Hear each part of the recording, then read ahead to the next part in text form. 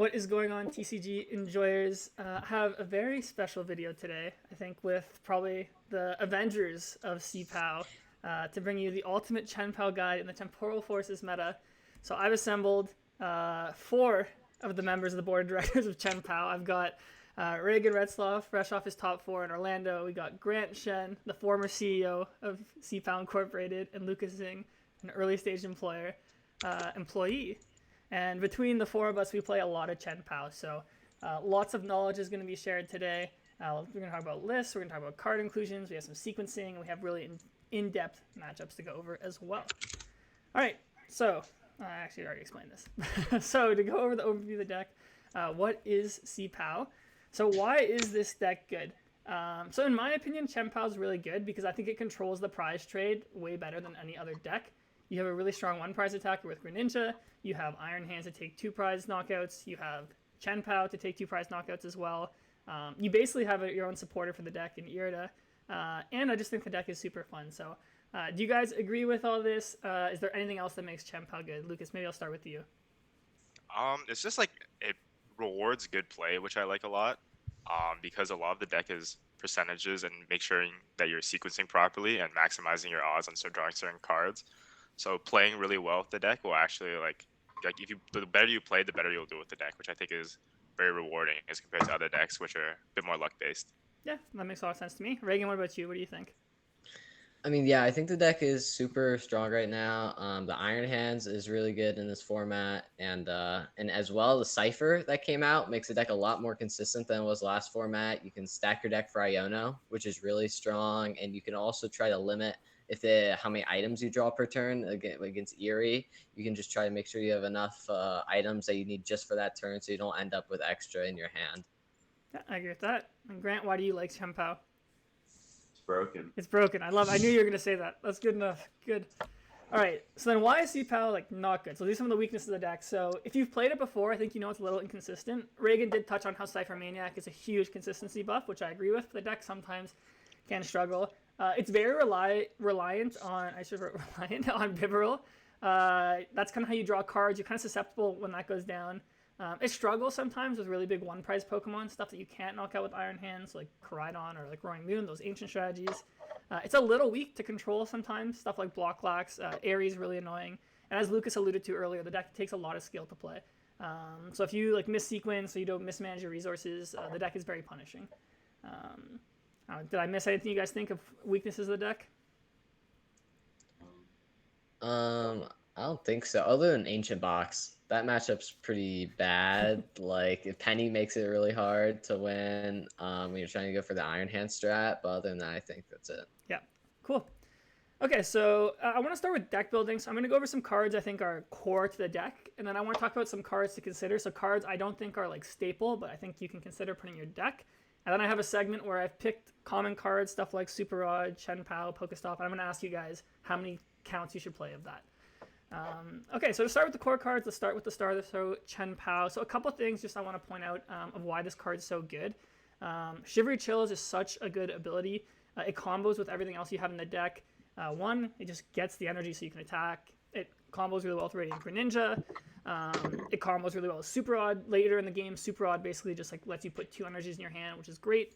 I think Chien-Pao is one of the only decks in the format, like I guess besides Roaring Moon EX, that can just knock out anything. It is a good starter, not always. I think we're going to talk about this more later. Is when you go first, it's usually always good to start with this. But when you go second, you have to be a little careful with starting with it. So that's the star. Next up, we have its main EX partner. We have the Iron Hands. I think this card really makes the deck. I don't think the deck is playable without this.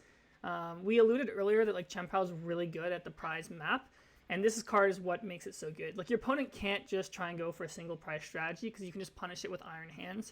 The other good thing about Iron Hands is it keeps energies in play. So one thing this deck is susceptible to is if Baxcalibur gets knocked out. But if you have an Iron Hands with 4 energies and they don't knock it out, you don't really care if you have no Baxcalibur because you can keep taking prizes. Cool. Next up, we have Bibarel. This is like the engine of the deck. It allows you basically to not run out of steam. You need a lot of cards every turn with this deck. You need like Superior, you need Rare Candies, you need Prime Catchers, Iridas, and this card just like lets you get it. It also saves you from disruption late in the game, stuff like Iono and Roxanne. But your opponent will target this a lot. So ideally, you're going to be setting up 2 And against control, this card is not really that strong. Then we have Radiant Greninja. This is another great card in the deck that's core. Its ability is just great at all stages of the game, especially in the early game to help you set up. Getting energy in the discard with the deck is actually pretty good as well, because you can superior energy retrieval later. This combos really well with cards like Cypher Maniac. And then Moonlight Shuriken is just such a strong attack. It basically forces your opponent to like waste a bench spot on Manaphy if they play any deck that has low HP Pokemon. And it's also single prize attacker. So that means like you can kind of weave it into your prize map and not always use 2 prizers. And it's also really good for softening Pokemon up. And then this is the other new card from the set. We have the Cypher Maniacs. Basically, this card just reads get 2 cards because we have Greninja, we have Bibarel, we have Pokestop. So this card is kind of just broken. And it's also, like Regan said earlier, it's a soft Iono counter. You can kind of like stack your deck at the end. So if you get Iono, you just get what you want. You can put Irida on top, you can super retrieval. So this card is really core of the deck. And then I say, for the A spec, we can maybe discuss this. I think this card's too broken not to play. It basically turns your Iridas and Cypher Maniacs into Gust. If you play Canceling Clone, you can play it. So maybe I'll stop there and say, guys, is there any argument for playing any A spec other than the Prime Catcher? Nope. No, That no card's way. broken. Yeah, and I mean, if you play Silene, you can do it twice per game. Yeah. So it's just so broken. I don't even think it's close. Yeah. Nice. If Yep. that card didn't exist, I don't even know if I would play an ace spec, to be honest. I don't think. Yeah, what A spec would you even consider? Like Master Ball, maybe? I don't even know if I want that. Like, that's pretty. Well, it's I definitely mean, better than I Master definitely Ball. would. Yeah, I definitely would play it. I know. It's like not that good. Yeah, but I agree. This card really, I think, has upped the power level of the deck. All right, next up, we got the Earthen Vessel. This is basically just Shivery Chill as an item. The most important thing for this is you can grab it off Irida, and it gets the lightning energy. Since we only play 1, it's kind of hard to just draw it. This card does kind of lose steam later in the game you get, because you're probably going to Shivery Chill the energies out, but it has some pseudo synergy with Super Odd, but it's definitely an early game card. And the last core card, this is my favorite card. It's the Pokestop. It's like pseudo draw. Like your deck is basically half items, and as you get later in the game, the deck gets thinned. So it's really not uncommon, like late in the game, to hit 2, even 3 items. And a really good play you can do with this is you can Cypher Maniac to put items on top, and then just Pokestop them. Do you guys enjoy Pokestops? I think this is a card that a lot of people are scared. They're like, oh, I'm gonna mill my Iridas or my backs or like my whatevers. So how do you guys feel about this? Maybe like Reagan, how do you feel about Pokestop? I think the card's broken, especially because when you ninja and then drawing Cypher off of it, you have no real way to draw if you don't have the barrel set up. So it's a really good way to draw off Cypher. And even if you hit a supporter or 2, you're still fine as long as you don't like double Pokestop into 4 supporters. Then it can get bad. And Pokemon don't really matter since we played through Super Odd, and most of us are starting to play through Super Odd now. So hitting Pokemon's like fine. Yeah, I agree. So I say to a lot of people when they play this deck, like you can't be scared of this card. Like you can't be like, oh, like I don't want to do it because I might get Irida or backs. Like this is an aggressive deck. Like you need to go for it. Like you all have games where you stop like Irida backs and that feels horrible. But most of the time, this card is going to grab you like at least 1 useful piece. So I think getting over your fear of this card is really important to mastering this deck. Yeah. Cool. All right. So now I have a section called cards to consider. These are cards that are not staple to the deck, but I think are things I've seen people play. I just basically want to limit this and check out a lot of cards that have seen play. So the first one is Manaphy. So I think we might honestly disagree on this one. So I think the reason to play Manaphy is it protects against Greninja, and I think it does improve your matchup against Lost Zone decks. If you go second against Lost Zone decks, like they're just going to Greninja, like 2 Frigibacks.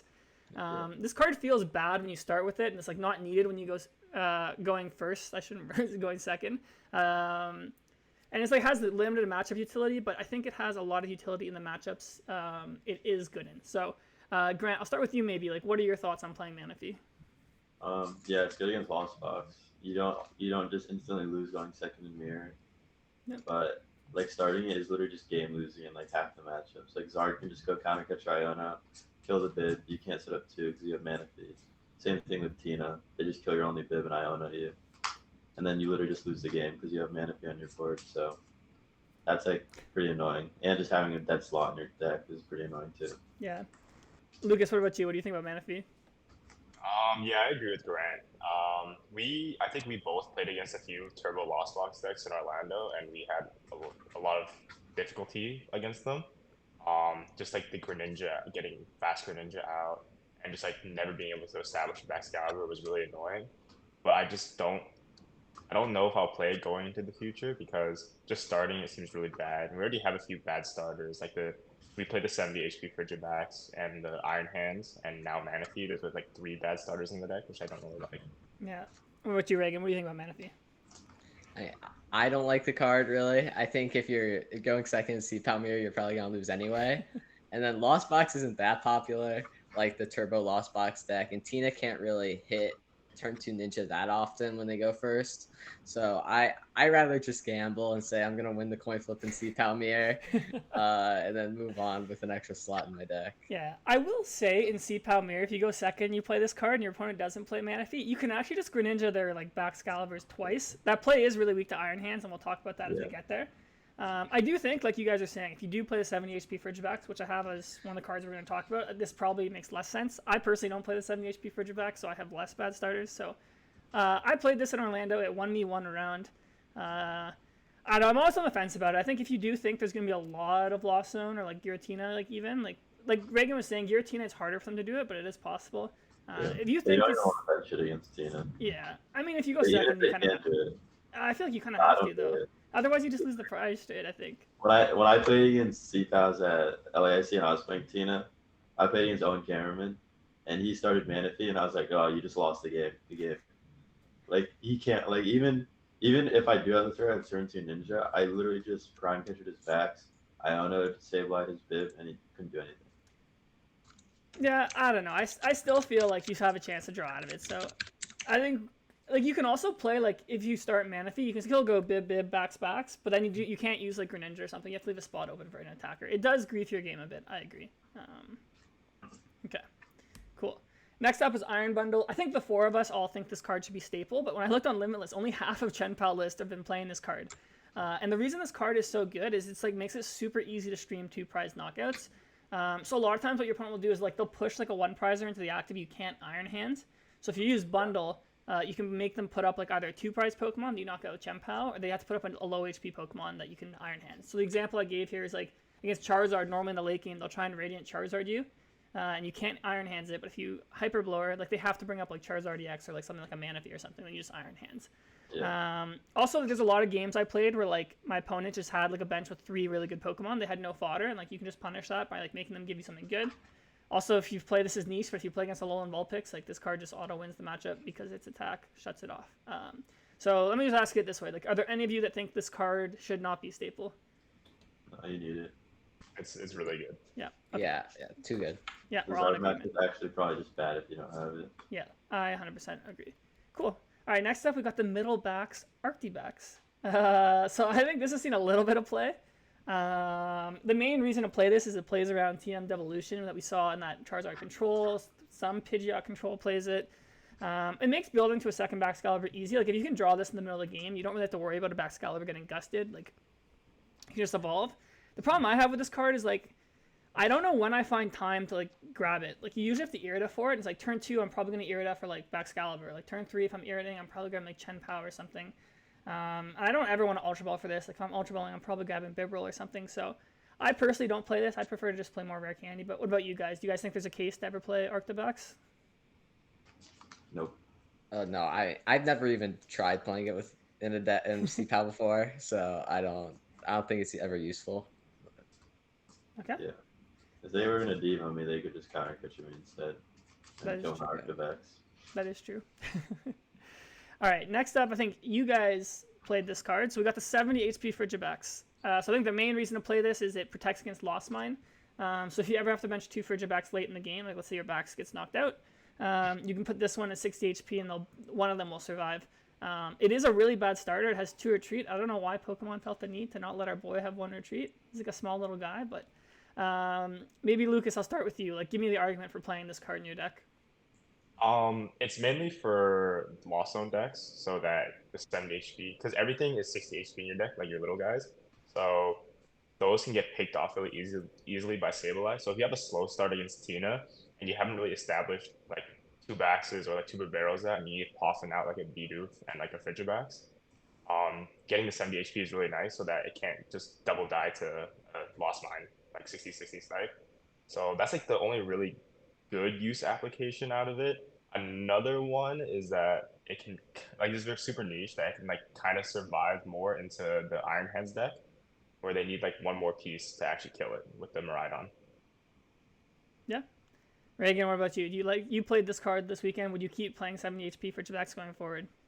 Yeah, I started him a lot this weekend, which was really annoying, but or last weekend, which was really annoying. But I still liked him. Like another niche thing is that like Koraidon sometimes can't one shot it. It needs an extra Pokemon, so sometimes it can survive a Koraidon hit. But I don't know. 2 or 3 is really annoying, but I like the 70 HP option in the deck. Yeah. What about you, Grant? Yeah, like the niche things where you can like tank a Miraidon with one Iron Crown is nice. And also, like, if you can't evolve your second bib, or like, if Tina like knocks out a bib, and you want to bench and you want to re-bench the Bidoof, but you can't evolve both Baxes up, you can safely bench the Bidoof. But if you only play 60s and they kill a Bidoof, you can't re-bench it. So Yeah, that's fair. I don't know. I personally I hate playing this card. I just play all 60 HPs because I just feel like starting it just griefs my game so much, and I already play Iron Hands. So I guess I played Manaphy. That was my like little extra edge against the Lost Zone decks. But yeah, I agree. If you're not playing Manaphy, I guess this makes sense. I guess it's just personal preference. It's like if you feel like you need a little bit of extra edge against Lost Zone decks, it's good. Actually, let me ask you this: is this the best 70 HP fridge? Is there ever an argument for the one that does 50? there was last set because of Screamtail, but Yeah. because they would always put 80 on themselves to kill your backs, and then you'd go like chili. Knockout. So you guys think collect is better now? Yeah. Okay. Yeah. Cool. All right. Next up, I have Ditto. The reason you play this is like you can turn Buddy Poffin into anything. Like usually it can turn to Chien-Pao. The reason I don't like this card is like half my matchups if I go second, like I don't want to put Chien-Pao active turn 1. And I feel like I'd just rather just play a third copy of like Bidoof or something.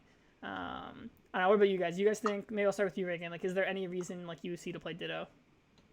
I've never played a game with Ditto, so I don't really know from experience, but I think we figured like starting Chien-Pao going second against decks isn't really that bad.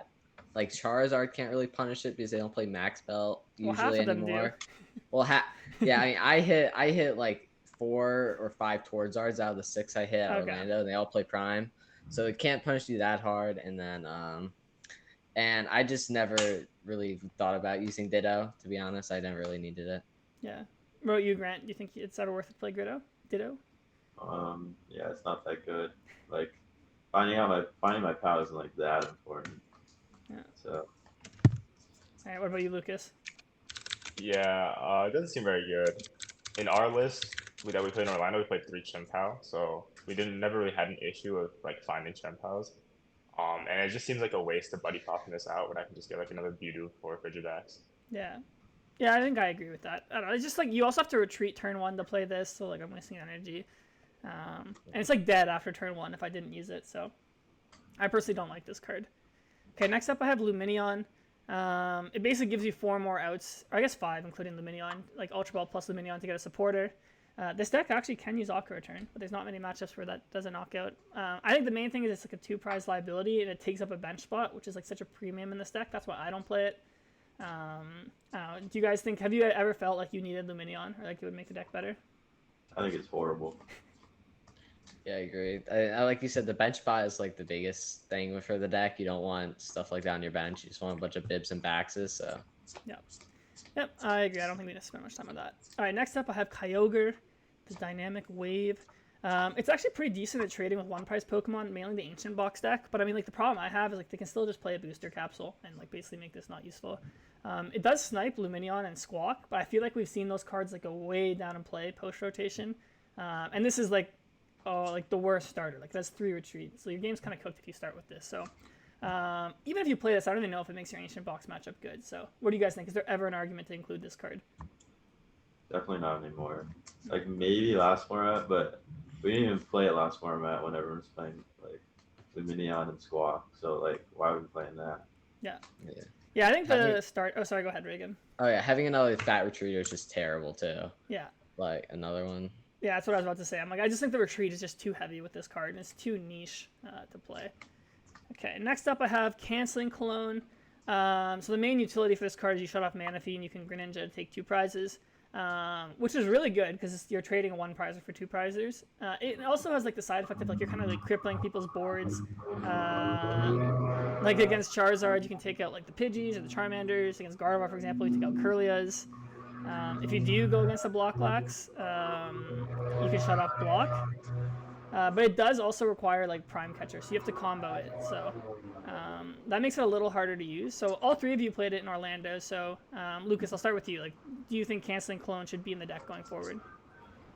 I don't think so. I didn't get too much value out of it. It felt kind of like a win more card, like where if I drew the combo, I would win automatically. But I still felt like those games, like I would have won either way. I know like the rest of the people that played the list got a decent amount of value out of it, but I think I only used it in like 1 or 2 games, and even then it felt very good.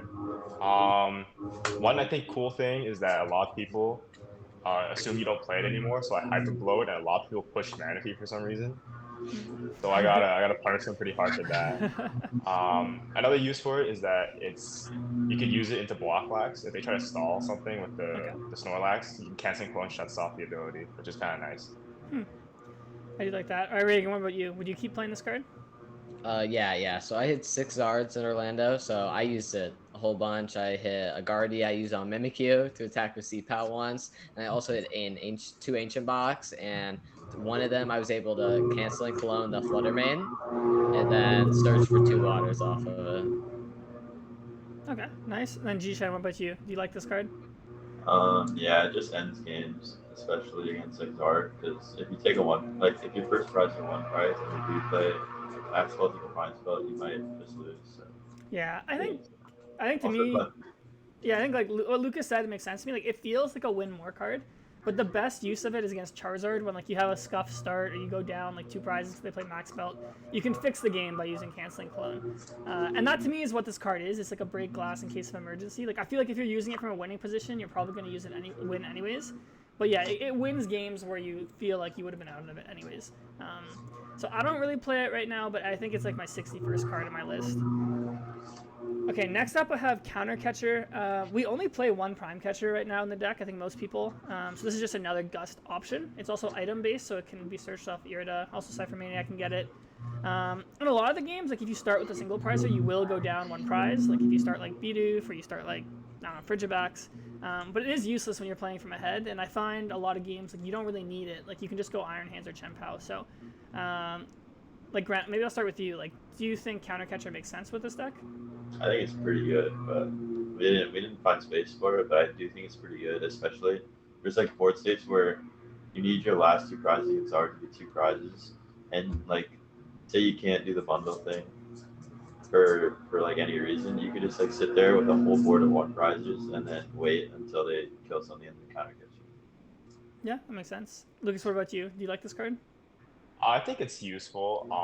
Just the finding space in the list is kind of hard because we play a lot of other tech cards that I liked a lot more than Counter Capture, and like one of the tech cards we put was Silene. Even though it is a flip, it's still like being able to reuse Prime Catcher was really strong. And during the tournament, I never felt any Counter Catcher bundle usually did the job that I wanted it to do. Like accomplished a similar goal that Counter Catcher would have. So I don't think I would play the card going into like Indiana or like NEIC or something like that. Yeah. And then what about you, Regan? What do you think about this card? Yeah, I pretty much just agree with what Lucas said. I think it's pretty cool, but the Silene kind of fills its role sometimes because you can get back the Prime Catcher and also any other card if you flip heads. So I don't know what I'd cut for if I did play it, but I think I'm fine with not having him in the deck right now. Cool. Yeah, we're going to talk about Silene later, but I think Chien-Pao kind of has like a suite of techs you can pick from, like Counter Catcher, Cologne, like Manic, stuff like that. And you can only pick a few of them. And this is one of those, so you kind of have to, it's give and take. So, okay, the next card I put on here is the Lost Vacuum. I think we've seen like the HP tools go up in play, so your Bravery Charms, your Booster Capsules, your Hero's Cape. So I think that's why I'm like, this might be worth considering. It has like a side effect. It's good at thinning your hand for Bibarel. And one really cool play you can do with this is if you have a Pokestop in play, you can use it, you can vacuum it, and then put another one. So this would also fall into that like tech umbrella. So maybe Lucas, I'll start with you. Like, do you think there can ever be space for this card in the deck? After Orlando, I actually was thinking about this card. I actually think it might be pretty good. It's funny because last format when Path exists, the deck didn't even play this card. But now, like you said, like people play like Ancient Booster Capsule, so it's like really annoying to deal with those big HP one pisers. So having the ability to loss specking that is really nice. Other cards like Hero's Cape. Some Zards play Hero Cape, and like all the stalls play Hero Cape, so it's nice to get rid of that. Also against Gardevoir, if they go for like a big attack with like Drift Bloom or like Scream Tail or whatever, you can vacuum kill it too. I don't know how useful that is, but it's definitely a card that you can consider. I don't know if I'd play it or not, but it seems like not that bad right now. What about you, Reagan? Yeah, I kind of agree with what Lucas said. It seems pretty good right now, just into all the ancient box now, the Roaring Moon deck, and even Guardy. If Guardy gets more popular, because they have to attack with Drifloon eventually or Scream Tail, and usually you can back him to get a free prize off of it, which seems pretty cool if you ever fall behind in that matchup. But generally, I think it's a pretty good matchup. Yeah, I think it's a cool item that you can throw in the deck. Nice. And Shen, what about you? I think it's all right. I probably wouldn't play it. There's like too many good cards in the deck right now, but yeah, it does. Like I feel like the main matchup it's good for is Guardy, which I'm already super confident against. So. Yeah, I think you'd probably have to cut something like Cologne if you played this, and that weakens your Charizard matchup. So it's like, that's the thing. It's like a give and take. So you have to pick. I think with the text, you basically just pick which matchups you want to target, and the other matchup this is good against Ancient Box and Roaring Moon. Like I feel like those are still bad even if you play this card. So I'd probably lean towards not playing this, but I do think there's a case for it.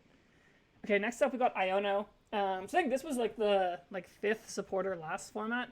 In the early game, it's basically just a consistency card. Late game, you can disrupt people, and like it kind of like thins your hand a bit real late. The problem I have with this card is like it's very hard to draw it at the opportune time if you want to disrupt. Like you're probably gonna discard it with like Ultra Ball, SCR, or Pokestop by the time you need it, and you don't really need to disrupt most games. Like you want to just win the game by just prize trading. And like if you need to disrupt your opponent, like you're probably in a losing position. So I just think Cypher Maniacs is just better than this card. Do any of you guys see a case for Iono, or you guys just think the other supporters are better? We were like heavy considering Iono. Like it was a big debate between this or the second Cypher, because like even if you find it early, you don't really need a lot of energies. You don't need much to keep going against like the Lost Zone decks, which is the main thing it's good against. So you can usually just like play the whole game with it in your hand and just chill, and then eventually Iono them. Okay. Then Lucas, what about you? What do you think about this card? It's definitely a card that I'd want in the deck, but I don't know if it's better than Two Ciphers. Two Ciphers was really good. Just consistency-wise, always being able to see it, like chaining Cypher into another Cypher felt really nice. But there are times where you know your opponent just has it in their hand, especially like Lost Box. They have like 10 cards, you just know they're gonna rip like Rod Gate, Roxanne, or something. Or even against Charizard, sometimes they have like a big hand, or it's good against the Iron Hands deck too. So being able to disrupt them is really nice, but I don't know if I'd play it over the second Cyphers. The second Cypher just boosts your consistency so much. Yeah. And then Reagan, maybe I'll ask you, like, how did you guys come to the conclusion that second Cypher was better than playing Iono? Yeah, so this was like the last card we were talking about in the list. It was over the second Cypher, but we're just talking about the strength of like being able to Cypher back a Cypher on top of your deck, and then just being able to like stack with Iono is really good. And if you do Iono, it's probably like granted against Lost Box, and we don't expect that much Lost Box going to Orlando. Like Tina is probably going to be more popular, and it's not as good against Tina because they're gonna fall behind no matter what usually. So yeah, it's a lot stronger against Lost Box. And we're just hoping that there wasn't a lot in that event, because if you go second against that deck, you're probably going to lose anyway since no mana fee. So yeah, I think that it's definitely a cool supporter to consider. Yeah, I agree with what all you guys said. Like, it's one of those things where it's like if I just knew I could guarantee I would like draw it when I need it, I would always play it, but it's just so hard to use it effectively. Okay, cool. Next I want to talk about Silene. So you guys have all alluded to this already. You guys all play this in your list. By the way, I'll put their list in the comments so you guys can have it open when you watch. So maybe Lucas, I'll start with you. Like, why did you guys play Silene? Like the two big reasons were reusing Prime Catcher. Like reusing Prime Catcher is like game winning. Like you just like win the game on the spot, you flip the heads. And another one is because a lot of decks are playing Aerie still, like Zard and Arc decks are still playing Aerie, and even Gardevoir I think plays Aerie too sometimes. It's really scary to just lose like a rare candy or SER sometimes. So sometimes you just need that ability to read like regen a resource, like a superior, or like maybe if you prize the candy and they area the candy, now you only have like one candy available. So being able to reuse some resources is really important for a deck like Chien-Pao when you're like burning through a lot of them. And now that people are like targeting like your items, it's also really annoying. It's also really good against stall. I think it won me like 4, 5 games this weekend, and for like I think John, it won John a lot of games. So I thought the card was really good. Nice. Regan, what about you? Would you keep playing this card going forward? I think so. It won me a pretty good amount of games. I flipped double tails a few times. One time in my top 8 match, I had game with second prime catcher for another Iron Hands knockout. I just flipped double tails. But I think it's definitely worth playing, especially like Lucas said, for the Eries. Because a good amount of decks play Eerie now. And you can't help it if you draw awkwardly with Chien-Pao sometimes. You just end up with 2 extra superiors. So I think Silene can help with that a lot. Yeah, I agree. And Grant, what about you? Is a staple going forward? Yeah, I mean, I was one that wanted to play the card, and I like only used it one time the whole event, but everyone else seemed to use it a lot, so I think it's really good. Yeah, I think the I also only never played against the Erie. you would what? Sorry. I also never played against the Erie. Oh, so. okay. So you didn't have as much opportunity. I would say like it is a little weak early game. Like you'd rather see like Cypher turn 1, but you'd probably rather see this like as the game goes on. So yeah, I think I need to try out this card more. I think it'll probably be something that I think a lot of people are going to adopt going forward. I do wish the card just straight up said put a card on top instead of flipping, because flipping double tails is like so grief, but I don't know, it's part of the balance, I guess. Okay, cool. So I think we went through like all the cards I think that people have questions about if they should be including or not. So now I'm going to go through cards that we do see in the deck, and I want you guys to tell me how many accounts you guys would play. So I'm going to start with Chien-Pao. So Lucas, I'll start with you. Should you play 2 or should you play 3 Chien-Pao? I really like 3. Originally, I was always on 2 because I thought starting it was really bad. But I realized, like, with talking with everybody, that there are only a few decks that can punish starting Chien-Pao, like Zard with Max Out, which I think is just the incorrect build now. And sometimes ARC decks too, because they play Max Out too. But I think just starting Chien-Pao gives you such high value because like if you go first and start Chien-Pao, that's 2 waters out of your hand. You can Greninja. Next thing, that's another 2 waters out of your hand. So it's really strong to just use that ability Shiver Chill and just like generate a ton of card advantage early game. Yeah, I think Grant and Regan are going to agree with that as well. So I personally was playing 2 at Orlando, and I think my reason was like, yeah, I'm scared to start it going second, mainly because I think everyone was playing Max Belt. But I do agree with you that going forward, I think Charizard is going to play less and less Max Belt and kind of migrate to the Prime Catcher build. So I do think it's like fairly safe, or it's safer to start Chien-Pao going second into a lot more matchups now. So I think like playing 3 probably makes sense. Cool. All right. Next up for Bibarel line, I put 2 or 3. So like, let me ask you guys like 2-2, 2-3, 3-3, 3-2. Regan, I'll start with you. What's your ideal Bibarel line? I like 2-2 a lot just because there's not, like we were talking about space in the deck, there's not a whole lot of space. Like you can cut some consistency kind of cards if you want to add like a extra Bidoof, usually is what people do. But I'm still a fan of 2-2. I think it's enough to get you through the game. And you have Heavy Ball if you do prize 1. So yeah, I think to me the only time like it becomes really frustrating is when you prize Bibarel, because like Regan's saying, if you prize Bidoof, you can just pull it out. But when you prize Bibarel, it's a little sketch because you do want to get 2 Bibarel most of your games. But again, like space is such a premium. Grant, let me ask you this. Would you rather play 3-2 Bibarel or would you rather play 2-3 Bibarel? 3-2, 100%. Usually, okay. Yeah, usually the games you lose on turn 2. Like, I don't think I lost many games where I actually played the game, so yeah. I just want to I think that makes sense. Yeah, I think the 2-3 was interesting because it's like easier to get Bidoof because of Heavy Ball, so you'd rather like it's harder to raw drop Bibarel. But like I agree with you, you probably just want to like have another nice starter and all that. Okay, cool. Next I have Baxcalibur. I'll start with Lucas. Do you play 2 Baxcalibur? Or do you think 3 Baxcalibur? I think 2 is the correct amount. You always have the ability to draw with Irida, so you don't really need to see them just like off a raw draw.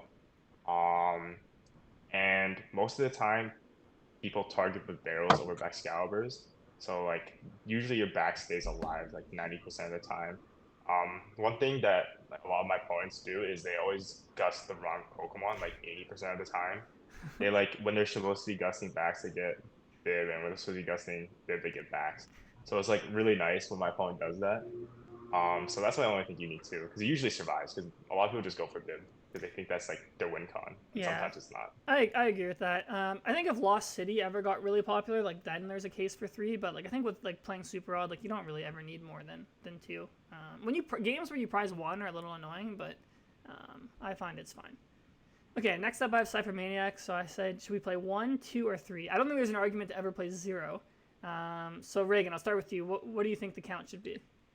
I'm a big fan of 2. I think 1 is like fine, but if you play 1, especially in our build, then you're playing 1 Silene, 1 Cypher, and then if you did cut the Cypher for an Iona, 1 Iona, which is pretty sus playing 3 1 supporters. So I think 2 is pretty good, and then 3 might be too much, just because you do want Irida sometimes when you can't ninja or can't the barrel. So I think 2 is right, just to give you more chances to draw and to stack it on top of your deck if you want to. Yeah, I play 3 and I really like it because like I think Grant said earlier, it's like I just like playing the game. When I play the game, I normally win. But if I did play Silene going forward, I'd probably cut down to 2.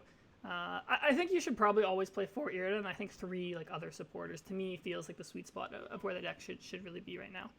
I don't know, Grant, what do you think? Is there ever a case to play 1 if you're playing like the 1 Iona, 1 Silene, or do you think it like you agree with Reagan, like it just makes more sense to like play the 2? I mean, okay, my problem with Cypher was that most of the games I lost by not benching a Frigi. And Cypher doesn't really help you get your first Frigi out if you can't even get a Ninja. So Yeah, that's fair. like why it's not as good. But yeah, probably 2. Yeah, I mean, I had a lot of games where like I opened Pokestop Cypher, so like it felt so good to Cypher for double Poffin. I'm like, all right, Pokestop.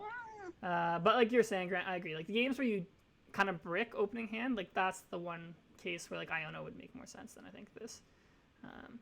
Cool. All right, next up I have Vessel. I think there's another card a lot of people were asking me about if you should play 1 or 2. I personally play 1, but Lucas, what about you? Do you think it's fine as a 1-of, or do you think it functions better with 2? I think it's fine as a 1-of. This was another debate between us, was the 3rd Chien-Pao or the 2nd Vessel. 3rd Chien-Pao is just like you want to see them and you want to start them, and the 2nd Vessel is like you only have one way to find lightning, and it's with Vessel. So it's like kind of important to have Vessel in your deck and not prize it, because without it you can't really find lightning very easily. But I do think that the 3 Chien-Pao is better, and only 1 Vessel is needed, just because a lot of the time like hands comes in like the mid game. That's when I usually use it. That's when I notice I use it a lot, and by then like I've thinned my deck enough that like the lightning's in my discard already, or it's in my hand, or it's on board like as a pivot on a Green Ninja. Yeah, I agree with you too. I think by the time you get to the mid game, like you can also have Cypher Maniac as an out to grab the lightning. I found the only time I'm like I really would need Vessel is like if I want to turn 2 Iron Hands. I guess playing extra copies would make it nice. What about you, Reagan? Would you ever like go up to 2, or do you think 1 was fine for you? I think 1 was fine. Like you said, you can Cypher for the lightning if you ever do prize it, or just prize like some piece that you need. You can always just I think 1's enough, because like I said, Cypher, and then what's it called? I forgot what I was gonna say. Yeah, but no, I think you're echoing the same thing. All right, cool. All right, next I have Super Odd. So I think all of us here play 3. So maybe Grant, I'll ask you, like, can you make the case of why 3 Super Odd is just so powerful in this deck? I mean, Pokestops your engine. You really want to thin your hand every turn. So like finding ways to get your Pokemon back when they get discarded is really good. And also against like area and stuff, if they discard they can discard your rods. And if they do discard your rods and you're only playing 2, it gets really scary because they can start killing your Baxes and you might run out. So yeah. Yeah, I agree with that. I think it's good at recycling, like Iron Bundle if you want to recycle that.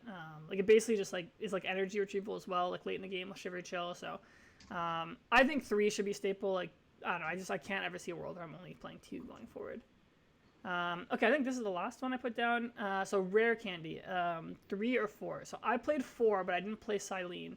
So you guys all played 3, and do you guys think it's because you have Silene that's all right? So Reagan, I'll start with you. Yeah, so I actually liked 4 Candy a lot, but was convinced to go to 3 Rod instead, just because Silene is just so good for all your resources in deck, and it really makes the 4th candy slot not needed. Just because if they do Eerie a candy and you have to use one, then you usually only have 1 left, but Silene can make it 2 or even 3 if you flip double heads. So Yeah. I'm a fan of 3. Yeah, I think that makes a lot of sense. I think one thing that maybe we forgot to or didn't discuss enough when we talked about Silene is it kind of lets you cheat on some of your accounts. And this is like an example. It can kind of open up a deck slot. So if you play Silene, you can, it probably feels safe to play 3 candy because it's not that it's safe in the discard, but it's like you have the option to always get it. All right, Lucas, what about you? Do you think 3 feels fine with Silene? Yeah, so the Silene has the chance to act as a 4th candy some games. And also, we also made the read that there'd be less Devo in Orlando than at UIC. A lot of people were pivoting towards build of Charizard as opposed to like the Control Zard or the Azevedo's list he got top 4 with because he played 2 Devos. So a lot of people pivoted to Torrid's list, which didn't play Airy or Devo. So we felt super safe with just 3 candy against Zard decks like that. I think that makes sense. Then maybe, Grant, I'll pose the question this way. If you don't play Silene, do you think you play 3 or 4 candy? If I didn't play Silene, the spot would probably be a Cypher, right? So you still think you'd be okay with 3? No, I'd play 4 just because. I don't know, because everyone's playing towards it. Yeah, I'd probably play 3. Everyone's playing towards this, so. Okay. But I can't imagine not playing Silene. Like, the card's so good. Yeah, I know, but that's why I wanted to ask a hypothetical. I think some people don't want to play Silene, so. I thought 4 felt nice because I felt like I didn't worry if I was discarding them throughout the game, or like have a little higher odds of not having to Irida. Like one thing is if you have rare candy, you don't have to Irida for it turn 2. You can get like Vessel or Super Retrieval. So, but I agree with you guys. If I play Silene, I'd probably cut this down to 3. Okay, next up, I think this is the actual last one. I have Pokestop. I think all of us play 3, but I've seen a lot of us play 2. I personally just think this card is like so good in the deck. Like it's basically just like a supporter almost every turn. So, Regan, is there ever a justification for playing less than 3? No, I think I'm with you. The card's broken. The card is so good. You usually want to have it in play because it makes Roxanne and Iono a lot worse. It makes your opponent hit a replacement stadium just because when you're late game, you just want Pokestopping your superiors anyway. So I'm a big fan of 3. Nice. Lucas, Grant, either of you think 2 or do you guys think 3 is? Nope. I think it has to be 3. Yeah. Actually, I should have maybe put here, like, is there ever an argument to play 4? Like, Lucas, do you think there's arguments to play 4? I think it's definitely a part of the engine for your draw and like for finding certain item cards, but I don't think it's like integral to the strategy. It's just like super nice to chain with ciphers, or maybe if you like a last ditch effort if you like whiffed a rare candy or ultra ball. The main reason why the deck played 4 before was to bump paths, but now that path doesn't exist and a lot of people are not playing too many stadium bumps. Like most decks only play like 1 collapse, or like even sometimes maybe like a Sinnoh or like 0 stadiums at all. Usually your Pokestop just sticks in play for the entire game. Yeah, I have found that a lot. It does feel like this card just stays in play way longer than it used to. And Vacuum is also way down in play as well. So I think 3 is a good count for now. Okay, so now I think we're going to get into probably the thing people want to know the most is the matchups. So I'm going to start us with Charizard since I think this is the most important matchup to know how to play. So I've put my notes on the side. You guys feel free to add. So I think the first thing that changes how the matchup plays is which A-Spec they run. If they play Max Belt, like Chien-Pao going second in the active feels really bad since like they're just going to win the prize trade. If they don't play Max Belt, like you can just put Chien-Pao. It's fine. I say like you want to get the 4 prizes before them. Like if you do that, like I honestly feel like the game is pretty easy. You literally just have to not miss for a turn. If they respond with Charizard, you just go Chien-Pao. If they respond with 1 prizer, like you just go Iron Hands. There's some niche plays in this deck, like Frigivax, like the one that has 60 HP. You can tackle Cleffa or the Charmander with 60 HP. I did that a lot. If they have a single prizer in the active turn 2, like I think Iron Hands is like your best attacker. I think turn 2, like Prime Catching Pow and like Rotom or something is really good. I think this is definitely a matchup too where you want to set up Tuba Barrel. Just because late in the game they're going to counter catcher you and take it out. So maybe like Lucas, I'll start with you. How much does this matchup change when they play like Max Belt versus Prime Catcher versus the Hero Cape? Max Belt I think is the most impactful one. It makes your like core early game strategy a lot different because you're way more scared of pushing Chien-Pao in the active.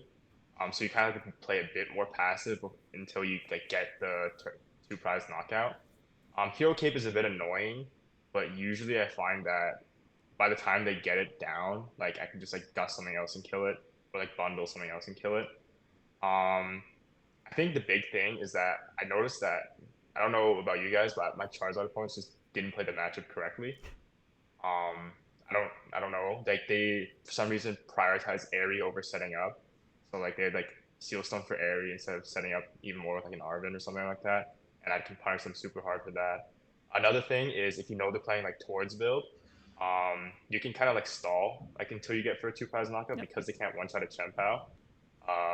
So instead of taking the early game 1-prize knockout and activating Defiance Band, you should just like pass for a turn 2. You can actually guarantee a 2-prize knockout. Yeah, I think that's a really smart play that I think a lot of people don't know to do. Obviously, if you don't know what A-Spec they play, like actually, I'll start with this question. Like maybe Regan, I'll ask you this: if you don't know what A-Spec they play, like do you assume it's max belt, or do you still just put Chien-Pao in the active? What do you do? I usually just throw Chien-Pao in the active. I usually just throw it in the active and see what they do. Because I mean, if it is max belt, they still have to have Candy, Zard, whatever, turn 2. So I'm kind of just down to throw it in the active and get set prioritize setting up over figuring out the A-Spec first. Yeah, I think another thing too is like if they do go for the like max belt play turn 2, like it's really hard for them to go like rare candy Pidgeot, rare candy Charizard max belt. So normally when they do it, like they're not going for Pidgeot. And if your list plays Cologne, like these guys' list did, like you can just Cologne the next turn and fix the game anyways, and then just maybe kill both the Pidgeys. So I think I'd probably just blind. I agree with you guys. Throw up the Chien-Pao, but it is a little scary. So I have a bunch of board states that I pulled out here. I think this is the most common one that people were asking what you're supposed to do. So this is turn 2 and you went first, and like let's say we started Chien-Pao. So Grant, I'll ask you like the hand's not there, but like what are your ideal things you could do from this turn? Well, obviously Switcher Clone is the best. Okay, so that's what I put as the nuts. So like this is like if you get the nuts, like this is the absolute best play. So then Grant, in this scenario, if they have double Pidgey, double Charmander, like what are you knocking out? I'm going double Charmander. Yeah, like, I think so. If they can't apply any pressure, I could just hands them the next turn and run away with the game. They can't do anything. Okay, yeah, I agree with that. So I said this is the second nuts. Like, would you agree? Like, Iron Hands is the second nuts in a spot like this. Yeah. Yeah. So I think if you can Iron Hands, I think that is really good because like if they Charizard, like they basically have to Charizard you, and if they do, you're just gonna Chien-Pao them. If they don't knock out Iron Hands, you can just knock out anything on their bench next turn. Just keep going. If you could put 2 energies on the POW also, that'd be nice. Yeah, that's actually something I want to talk about. Is like the like concept one on of POW, preload. one on Ninja. Yeah, so what Grant's talking about is like preloading energy.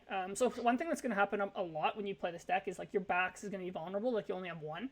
So in this scenario, like let's say like you're putting bosses or counter catchers backs.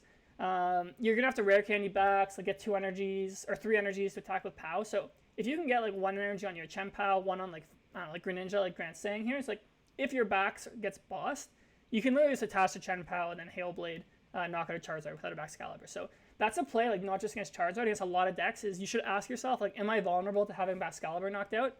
Can I preemptively put energy into play so that I can attack without it? So that's really good. So I said this is another play that I actually think is fine. Going first is like just prime catching Rotom. I think it's like not bad. Like you taking 2, like you're forcing a Charizard EX response. Like you can just Chien-Pao again. So Regan, I'll ask you, like, do you think it's okay to just like use your prime catcher early if it's taking out Rotom on your second turn? Yeah, I think it's fine. Like out of this spot, you could also like Frigiback, just knock out the Mander, and then just chill. And I think that plays fine too. But yeah, knocking out Rotom turn 2 is fine. But using your prime catcher early is a bit annoying sometimes because you want to use it to sometimes get around Radzard at the end of the game or just have it to hands at any point in the game. Yeah, I agree with you. I think late in the game, it kind of locks you into like using bundle to finish. So I put the next scenario, the Chad Frigibacks. So Regan, would you rather in this spot prime catcher Rotom, or would you rather just take a knockout with Frigibacks? I think I'd just knock out with Frigibacks and just see what they do next turn, kind of thing, and then work off that. Yeah, I think I agree with you, because if they want to knock out Chien-Pao, they need Rare Candy, Charizard, like Max Belt or Defiance Belt, Counter Catcher, or Boss. Like if they get that, it's like, okay, whatever. Yeah, they also need another Mander, right? It's like to bench to the next turn too, so they just need a lot. Yeah, and also like you can still fix the game by just taking a 1-prize knockout with like Greninja or something if they do that.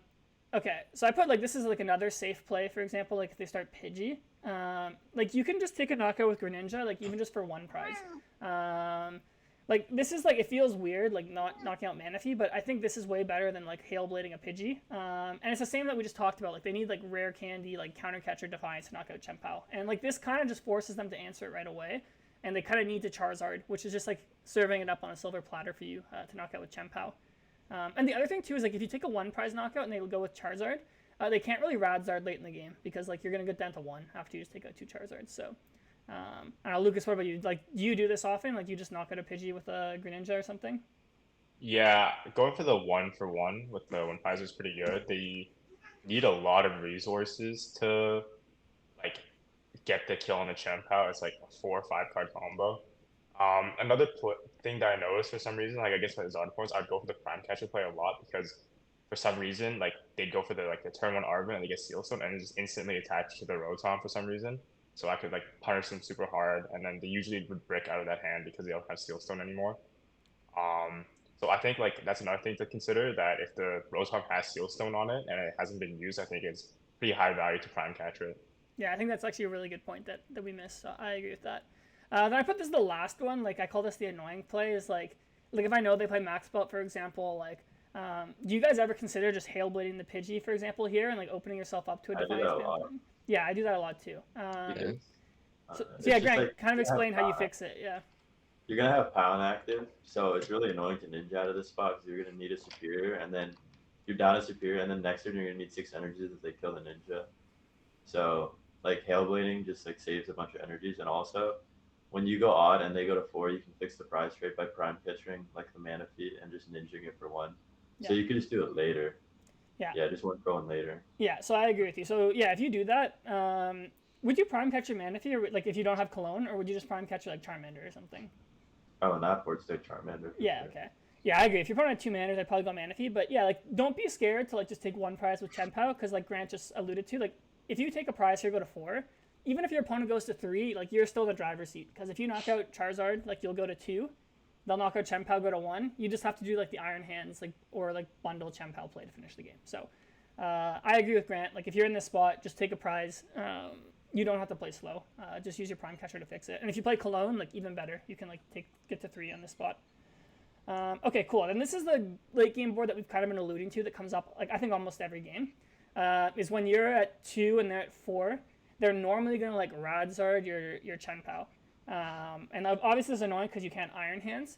So we've said before, like, your win con is the bundle. So if you bundle, they're either going to put up, like, Charizard because it has the most health and you can't hands it. So then you have to Chien-Pao it. Or they'll just give you, like, Pidgey or Manaphy, and then you go into the Iron Hands. If you can't do the bundle play, I find the best thing to do is just knock it out with Baxcalibur if you have 2. This way you can conserve Greninja. 1 is, like, a retreat pivot, and, like, 2 as an attacker, and to draw. If you just have 1 Baxcalibur, like, I would just attack with Greninja in this spot and just knock out their Radzard. If they're low on switching cards, like, you can maybe consider, like, not knocking it out because they can't attack again, like, make them waste Pidgeot to get Turo or something, then next turn go for the knockout. But normally I find it's fine to just knock it out. So, Lucas, I'll start with you. Like, do you disagree with anything I said here on, like, how to handle this board state late in the game? No, it makes sense. Like, sometimes, like, if they Iono you and you only have, like, 1 bib up because you want to, like, leave your bench space open, sometimes you just whip whatever you need. So yeah, I think if you have, like, if they use their Prime Catcher already, I'd definitely say passing is, I think, a good play because it's kind of hard for them to, I think they want to, like, play boss on, like, if you have a Chien-Pao on your bench to win the game, or, like, boss on a Vivero if you don't have one to, like, kind of, like, slow you down even more. So they already used their Prime Catcher. They can't go, like, turtle boss, so just passing is pretty strong. But if they still have the Prime Catcher up, I'd say just say kill it. Yeah, I think I agree with that. Yeah. I think that's, like, really, like what Luke is talking about, like, it's really good, like, late in the game, just, like, asking yourself, like, what does my opponent have available to them? If their hand size is low, for example, like, even if they have, like, I don't know, like, Prime Catcher or, like, Turo, like, they have to waste their Pidgeot for it. So then you can kind of be like, okay, then I'm not getting Roxanne, I'm not getting Iono, so stuff like that. But, yeah, this is going to come up a lot, and, like, I think just ask yourself, like, what do you have to do? Cool. All right, I think that was a pretty good Charizard in-depth guide. I don't think we're going to spend as much time doing the other matchups, but I think that's the most important one. So I wanted to really make sure that we went through a lot of the common scenarios there. Okay, next up I have Future Hands. My main takeaway for this matchup is, like, you have to go 2-2-2 or you're going to lose because their deck just out-trades you better. I'd say one thing you can do is if you're going to Prime Catcher, like you can actually target Iron Crown because a lot of lists don't play Super Odd. And if you do that, they can't actually amp you very much a Chien-Pao because they need 4 crowns plus a capsule. So on your turn 2, you do have to either Iron Hands, Miraidon, or like bundle or Prime Catcher 2-prizer. And I do think this is the one matchup with Chien-Pao you want to go second, just because you need that 2-prize knockout turn 2. So Regan, is there any other notes or anything you disagree with this matchup? Yeah, so I hit 2 back-to-back in day 1, and I was just going first. Really? I never played the matchup, so I was just like going first and starting a Cpao, and then they'd like Miraidon me, and I would just take 2 prizes and win. Okay. That was kind of just my main strat, and yeah, I would go for Iron Crown just because they'll then they will then hands my Chien-Pao its damage, take 3, and then they can't take 3 again, so I'll just go 2-2-2 and win.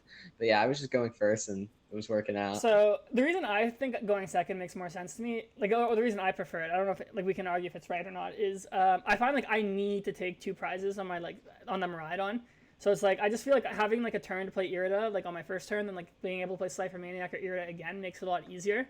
And I find like if they go first, like they're probably not going to turn 2 amp me. Like that's like a bunch of like generators and they're not using Miraidon. So that's personally what I prefer to going second. So like Reagan, if you like at your next tournament you're playing against Future Hands, would you still pick to go first or would you maybe go second? I think I'm still going first. Okay. I'm just gonna go first, bundle turn 2, and then win. All right, Grant, what about you? Do you think you go second or you go first? I'm going second. And also, I played against the Future Hands and I didn't 2-2-2 them and I still won.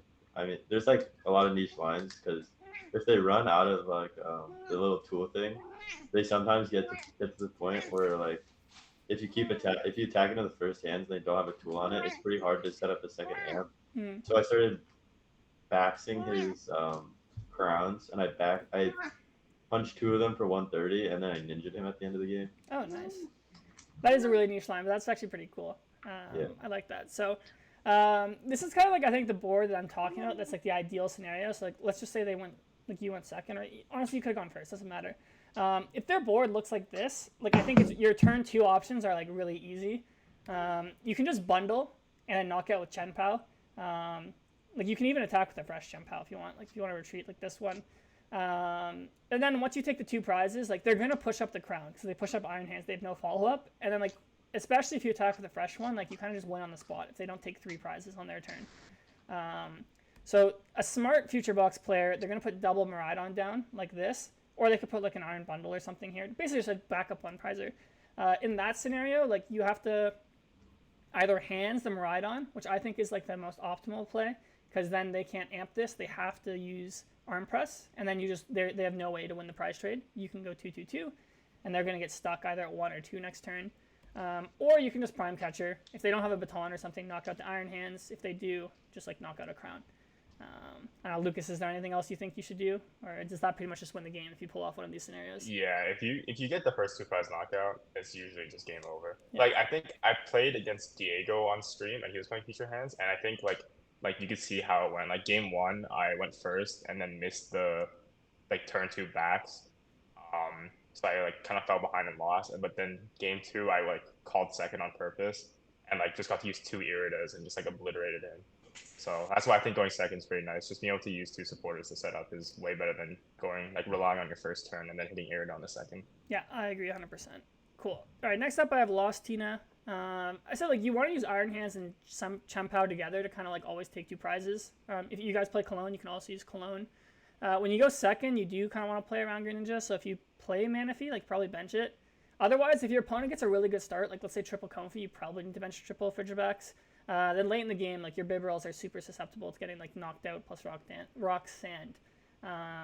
So I don't know. This is what I said to do going second with no Manaphy, but like Grant, maybe I'll ask you. It's like, is this normally what you do, or do you just say like they're not gonna have Greninja? No, I think it's incorrect. I just say they're not gonna have Greninja unless they literally have like the turbo stones, and you can tell. Like maybe they went like comfy. They lost on like 3. Like you can kind of tell what cards they have in their hand by their lost zones. If they lost on important cards, they're probably going for the Ninja, and like. Especially if they lost on like Psychic or Grass energies, they probably like kept Water energies to be honest. So Okay. they're probably gonna go for that, but I'm just gonna send it and hope they don't. So Like, think it's worth playing around. Like in this example, like where I think they have triple Comfy. Like, do you think it makes sense to bench triple Fridge, or no? You still wouldn't do it. I still wouldn't do it. Okay, so you just think you just go all in. Well, if they ninja double Fridge, I'm just conceding. Okay, that's fair. Regan, what about you? Do you respect it, or are you the same as Grant? You're just like, if they have it, they have it. Definitely the same as Grant. I'm just gonna lose if they have it, and if they don't, I'll win. Okay, and Lucas, are you the same? You're also gamble. Yeah, if they just never have it. If they're turbo, they probably have it, but if it's Tina, they never have it. Okay, interesting. I normally bench triple Fridge when I don't play Manaphy, just because I'm like, I'd rather play the game. But I guess it does make sense. Like if they don't have it, like they take one prize or cram, I guess you're just gonna win. And if they do have it, like that means they drew super well, and that means they can probably just go like Giratina to close out the game. So I guess it does make sense. I guess just like going all in on that. I will say, like if you bench triple Fridge, like you can fix the game though if you go like this. If you like get a clone play with Greninja, because then you can get to 2 with a 1 prizer. Like they'll take a knockout, and then I think you can go like Hands and Chien-Pao like to knock out to take last 4. So I don't know. Do you guys not think it's worth it maybe to have like the insurance if you have this play available to you? No. Also, having this play means you have to have Super Rod to get back a Fridge, Prime Catcher Cologne, not bench a Chien-Pao, so you just have to have the energies kind of in hand. And it's a lot. Yeah, this is a lot. Okay, that is fair. Yeah, this is the nuts. You are right. Okay, so that's interesting. I mean, Lost Box, I feel like it's a lot of the same stuff. I think the main difference in this one is like they don't have like Giratina. So like if you attack with Iron Hands, like they have to use like Hoopa EX or Roaring Moon, which you can just like knock out easily again with either Chien-Pao, or you can even Iron Hands their Roaring Moon again. So Regan, is there like anything like hugely different in this matchup compared to playing against Giratina? So you should ask Xing or Grant about this piece. I've never played against a Lost Box with Chien-Pao this format. I didn't hit one at Orlando, so I never tested against it. We'll ask Grant then. Yeah. Yeah, I tried benching triple Frigivax. Didn't work out. He just killed double Frigivax, and then Prime catching my backs the next turn. I was like, well, I don't have enough rods for this. So. Yeah. But if you go first and you hands them, they're like, well, this is just losing. They're gonna kill me with a 2 prizer, and then I'll 2/2 them. Like if you hands them as their first knockout, there's literally nothing they can do to stop you from going 2/2. Yeah, I 100% agree with that. Cool. All right, I don't think we have so much time. All right, next I have Arceus. I feel like this matchup's pretty free if you don't brick. I thought it's a little dangerous to start Chien-Pao going second because they play maximum belt, but like honestly, it's still winnable if you just like go knock. No, I think you're still favored. Yeah. Because they go maximum belt, charge a Tina, you nuke them, they Tina you nuke them again, and then they have no way to take the last 2. Yeah, so to illustrate what Grant just said, so I have it called going second, are we cooked? So if they max belt your Pao, they're going to put 3 on a Tina. You just knock out their Arceus like this with the Pao, you go 4/4. They can knock you out with Giratina to go to 2, but like, where's their last prize coming from? Like they have to hit you for 200 with Arceus or just like boss something. So you just win. I've also seen people like Prime catch the Tina. Do not do that. That is really bad. You lose the game. Yeah, because if you Prime catch your Tina, like what Grant's saying, what's going to happen is they're just going to bench another one and knock you out with the max belt Arceus. So yeah, just always knock out the max belt Arceus in this spot. As long as you don't whiff another Chien-Pao knockout for the game, like you're going to be fine. So, I mean, I don't really think we need to spend much time in this match. This matchup's literally just like get Chien-Pao, win the game. Okay, next I have Lugia. You basically, like, this is a good matchup. You just want to use Chien-Pao and Iron Hands to take 2 prizes every turn. This is a matchup where it's dangerous to start Chien-Pao going second since they can Tempest Dive it. And this is a matchup where, like, Moonlight Shuriken's pretty good because they don't play Manaphy and, like, Minccino has, like, 60 health. And one like niche thing I said is you want to save your Iron Bundle for when they play Snorlax. That is one card that's really annoying for you to deal with because it's not weak to Lightning. It has more than 120 health. So to me, like if you just bundle that, they're going to have to give you a 2 prize option. I don't know, Lucas, do you think there's anything special to this matchup, or is it literally just like alternate between Chien-Pao and Iron Hands to make sure you're just having a good prize trade? Yeah, the Greninja's good too because you can like pick off the baby guy and also put like 90 on a Lugia so that you can hands it for 3 prizes later. Yep. Also, if you Prime Catcher, like if they only have one of the little guys down, and you Prime Catcher and enhance it, they literally just instantly lose because they can't respond kill. That is true, actually, yeah. That's something that's hard for Lugia. It's like if they bench 2 to play around that, that's not playing around anything because you just go Greninja. And like if they bench 1, like Grant's saying, you just Iron Hands it and the game is done on the spot because they have no response. So I feel like Lugia, as long as you don't brick, like you should win this matchup like almost every time. Cool. Next I have Roaring Moon. This is, in my opinion, a bad matchup. Because like honestly, like Roaring Moon is at 140, so you can't hands it. They can eventually knock out Chien-Pao and Iron Hands with like a one prizer. So I do think the strategy in this matchup is you have to spam Moonlight Shuriken. Like you literally need to save all your super odds to keep spamming Moonlight Shuriken.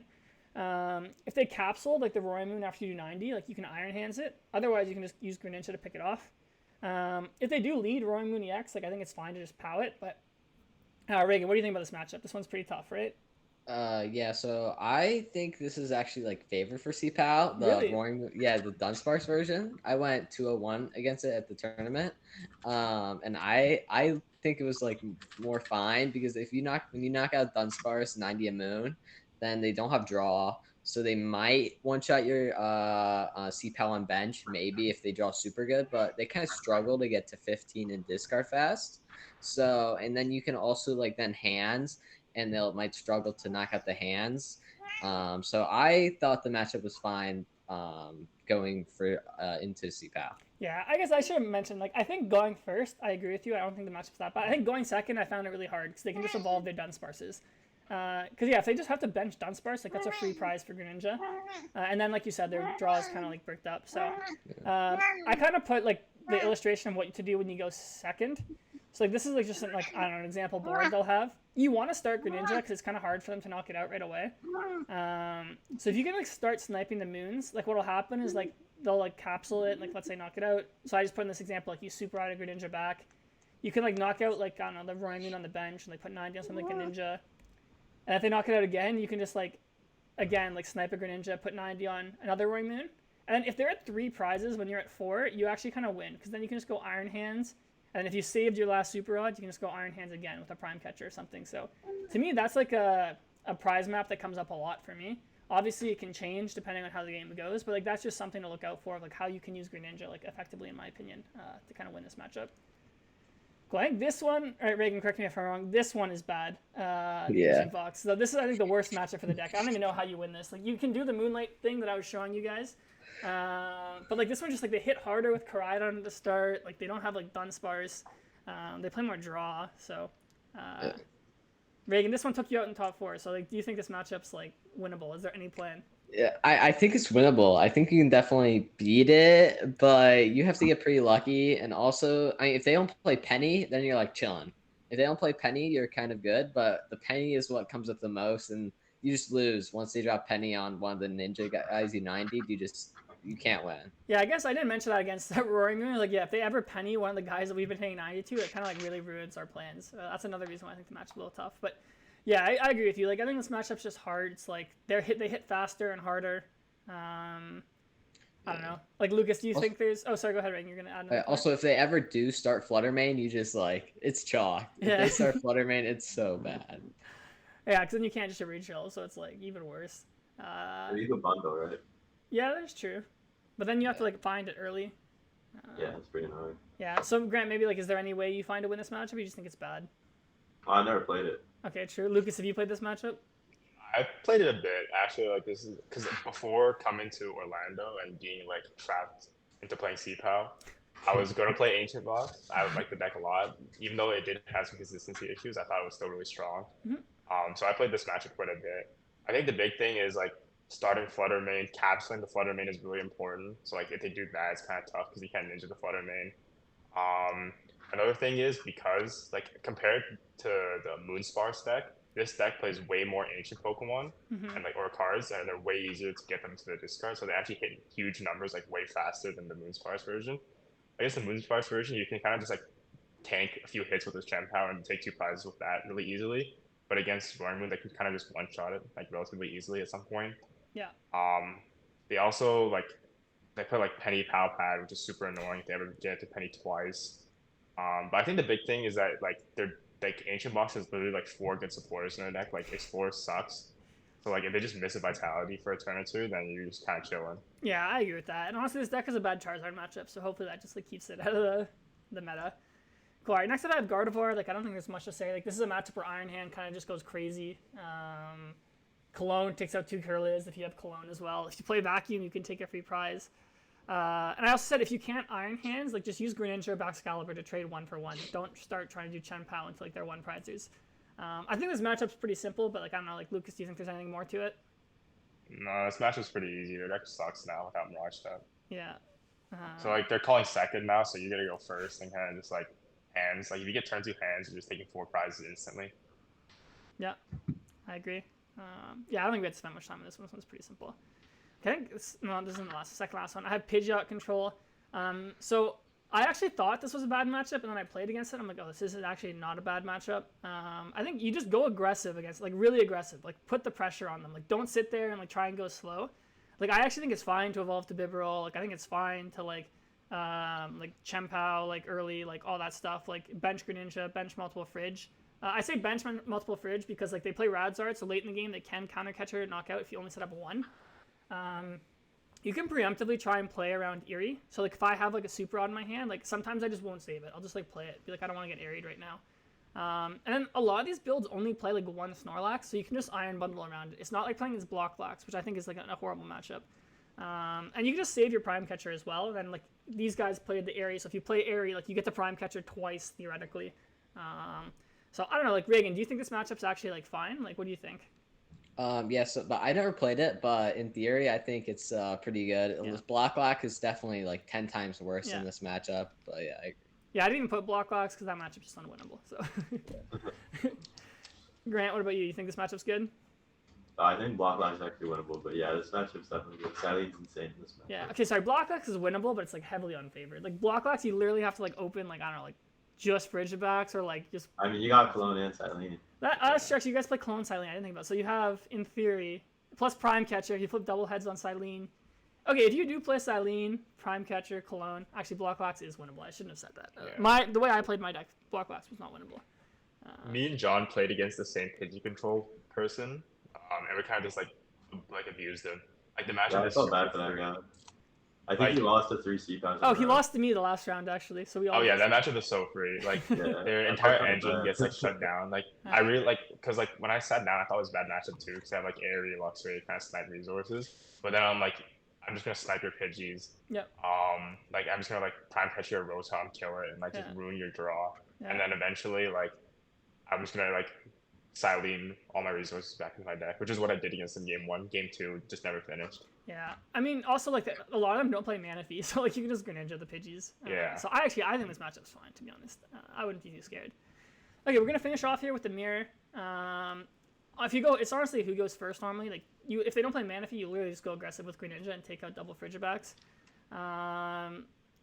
Like you have to put Bibarel into play like right away. Like I don't know. I think I forgot to erase it from the last one.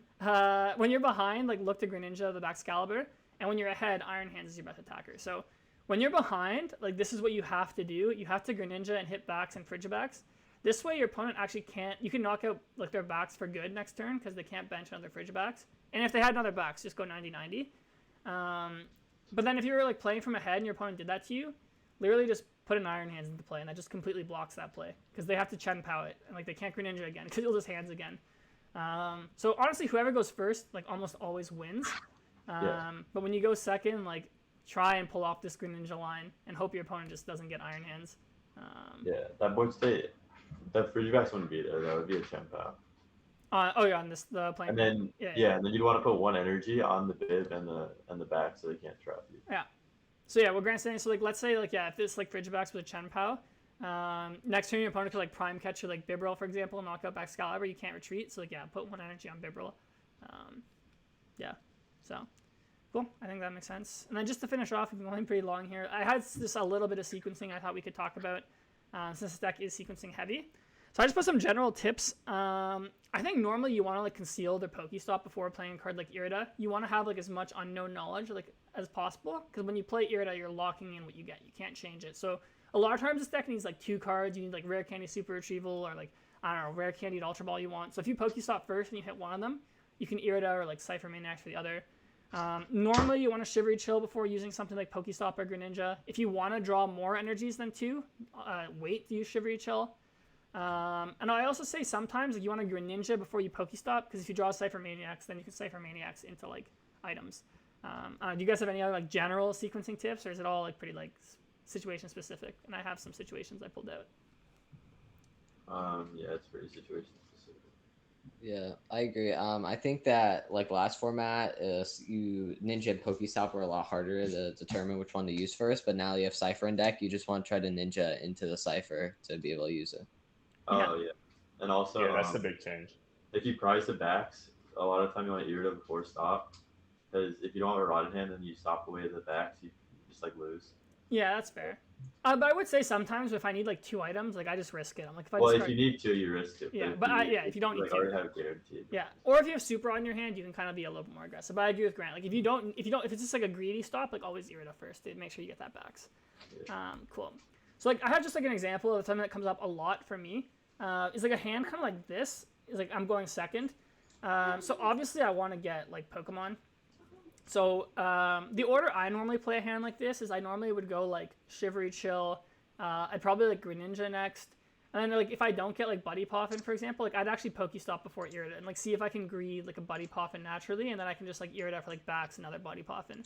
So like Lucas, let me ask you, like, is this a spot where you would like greed like Pokestop before Irida, for example? Yeah, it depends a bit on like prizes and stuff, but usually I would just greet the Pokestop. Also, it also depends like how well I draw. Like if I'm against a deck that I think plays airy, I also like kind of like I'm a bit more hesitant to use stop. So if I stop into a card like maybe an SCR or another rare candy that I'm not using that turn, it gets airy. That's actually super annoying. So sometimes against those decks, I'm a bit more hesitant to use Pokestop. But usually I do agree that the correct sequencing is like Shiver Chill first, then out 2 energies, Greninja, try to draw into cards you need. And maybe if you don't hit like the Poffin or an S-Ball you need, then just risk the stop. But if you have like rough prizes, then I'd be more hesitant. But usually I just say like, like FOE ball. Yeah, I agree, because it's like Pokestop lets you build resources, stuff like rare candy, stuff like Ultra Ball, stuff like SCR. It just like helps you get your hand like more prepared for next turn, because you do need a lot of cards to get going. So I think another thing, like people are like, oh, I have Irida, I don't need to stop, but stopping just lets you accumulate those resources, which I think is really good. My other example I have is like a late game one. Like let's say we just got Roxanne and we have to knock out a Charizard. This is kind of what I was talking about before. It's like I'm gonna like assume there's no energies in our deck. Like you'd want to like Greninja here first because like you want to have the chance to like draw Cypher Maniacs, for example, instead of like just putting Pokestop down. Because you Pokestop and then get Cypher Maniacs, you're kind of stuck. So like this is just an example of like why I think like you have to ask yourself like what am I trying to get this turn? Like what options do I still have left? And like kind of like go from there. So yeah. And then my last example, I call it an exercise for the watcher. This is from a good friend of the channel, Simon Luong. So you're at 2 prize cards left. You have 3 cards in deck. You need to attack with Iron Hands to win the game. Your last 2 prizes are Battle VIP Pass, so just irrelevant cards. Everything else is in your discard. Your last 3 cards in deck are Candy, VIP, Superior. You've used nothing yet. You can't guarantee win, but you can get like really, really close. So in the comments below, try and tell me the sequence you would do to try and like optimize your odds for this. If you get it right, I don't know what I'll do. I'll be proud of you. This is a really good puzzle, so I love this one. So yeah, that's gonna bring us to a close. This was a really long video, so I really appreciate you guys like spending the time with me and like all our viewers here, teaching them how to play Cpao. So I put all our Twitter handles here, but I want to give each of you a chance to shout yourselves out, shout out whoever you want. So Lucas, I'll start with you. Who do you want to shout out? Oh, shout out, all the people that played Chien-Pao. Yep. It's a small army, but we're growing, and we have a lot of strong players playing it now. We recruited John recently. Regan's popping off, so can't be more. Can't ask for more. And also shout out to like my sponsor, Team Daily Grind. They really support me a lot during the season, and go check out my Twitter. Nice. All right, next we got Reganator TCG. What do you have to say? Shout out to Ultimate Spice, great team, and that's it. Nice, very short and sweet. And then Shen 0603. What do you have to say? Shout out T2G and shout out Nucci. Shout out Nucci. Yeah. Nice. Yeah, I think. Do all you guys do coaching as well? Or no? Not really. I'm available like 1 hour a week. Okay, so just Lucas, I think, and me? Yeah. I'm doing less now, but still. Yeah, Okay. I still do cool stream bit. Okay, well, if you want to get Chien-Pao coaching, you can either reach out to me or I guess Lucas. I think we both do a lot of it, so if you want to like have some more like individualized practice, we can definitely help you out. So reach out to us. Otherwise, subscribe because it makes me feel good and helps my channel. But other than that, good luck in all your games, and I hope you Pokestop into 3 items.